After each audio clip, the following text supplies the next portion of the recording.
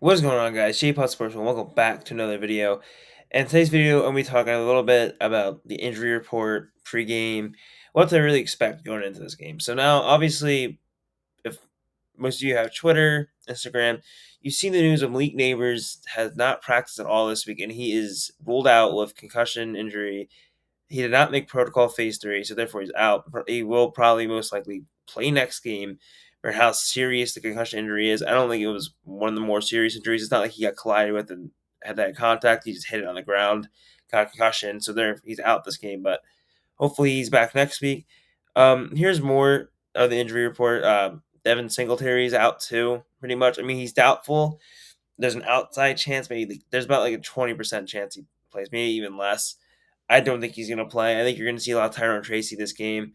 This is not a good thing for the Giants because this is their offense here with Devin Singletary and Malik Neighbors.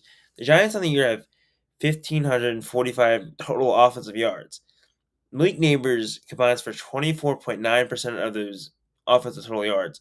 Devin Singletary combines with 16% of those total yards. And then combined together, that's 43.9% of total offensive yards between those two players.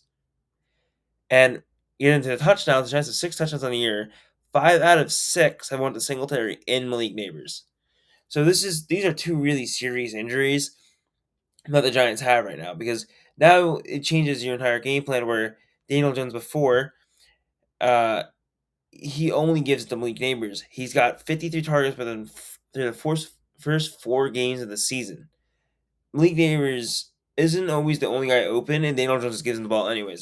Daniel Jones missed about 3 touchdowns last week.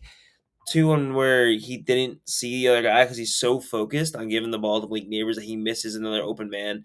So it makes Daniel Jones going from a one-read quarterback to a no-read quarterback. I mean, Malik Neighbors simplifies the offense for Daniel Jones because the Giants use a lot of Malik Neighbors motions. It makes it easier to identify the coverage, and it makes Daniel Jones feel more confident when he has a player like Malik Neighbors to be able to get the job done. Obviously, the Giants are 1-3, and they haven't really been winning games, but offensive production has been better than years past, even though the points per game is only 15.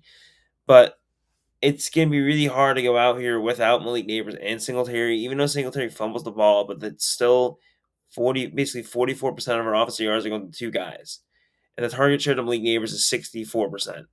So you guys like Wanda Robinson and Jalen Hyatt to really show up this week. I mean, hopefully Jalen Hyatt has a good game because most fans think that he should be playing over Slayton. Personally, I believe he should. I know Slayton might be a little bit of a better player right now, but you're at a point where your team's not really going to go anywhere, and I think Slayton's going to be gone midseason because you neither it comes to a point where you're not going to make the playoffs at midseason, and you got to evaluate your roster next year. Like, who's going to be on your team? Who like you got to really see what you got in Jalen Hyatt. And I don't really understand why he hasn't played. He was running with the ones all off season in training camp, but yeah, I hope that he can have a big game for the Giants and hopefully make up some of the production that Malik Neighbors could do. But I expect maybe a Turbo Miller call up and possibly Isaiah Hodgins, unless the Giants supposed to stick with the receivers they have on the roster right now. But yeah, I would like to see those 2 guys up. Now, my bad. Getting to the other injuries, they're questionable, which most likely will play, is Matt Adams, Adoree Jackson, and Drew Phillips. Now, Matt Adams was a guy the Giants really liked in the training camp. He gave a lot of effort in preseason. He was pretty good too. He got called up I think sometime this week. I think it was Tuesday. He's questionable. Probably will be active, unless they don't make him active because he hasn't really played with us. But I get like he could be a special teams player or rotational linebacker. Adoree Jackson, another one which is important that we didn't have last week. We really needed. He should be playing. I think. I mean, Duck did not play last week just because it was a short week. I'm sure if it was a longer week, he probably could have played. But he didn't play last week. He's got the calf injury. He's questionable, so I expect him to play. Not play a lot. Because he never really has so far this season. I don't know if it's because of the scheme he hasn't learned yet or just because they rather stick with the 3 guys they have in front of him. Then Drew Phillips, the guy I really hope that can play this week. He's been probably top 3 player on defense for us. Tackles for loss, a lot of them. Really good coverage, only allowed 16 yards in coverage as a nickel corner, which is really impressive. And he has an 80, I think it's like an 80.9 PFF grade. I think that's the highest defensive rookie of all of them in the NFL right now. He's been a really good play. I think he's probably been a top 5 rookie defender this season. So I'm really excited to see if he plays Sunday. So that'd be really good news for the Giants defense. Offense, it's going to look like a little bit of a struggle, I feel, because your identities and your game plan has been given to Malik Neighbors no matter what is going on. Now, when that's not there, maybe it could pose a potential upset for the Giants as you expect Malik Neighbors, so that's what the game plan would be against. But now there's no Saquon, there's no Malik Neighbors.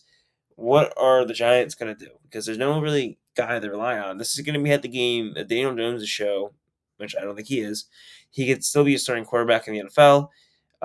If the Giants lose, pretty much, I mean, the season's pretty much, I feel, over. But they lose, just puts the nail in the coffin. 1-4, injured team.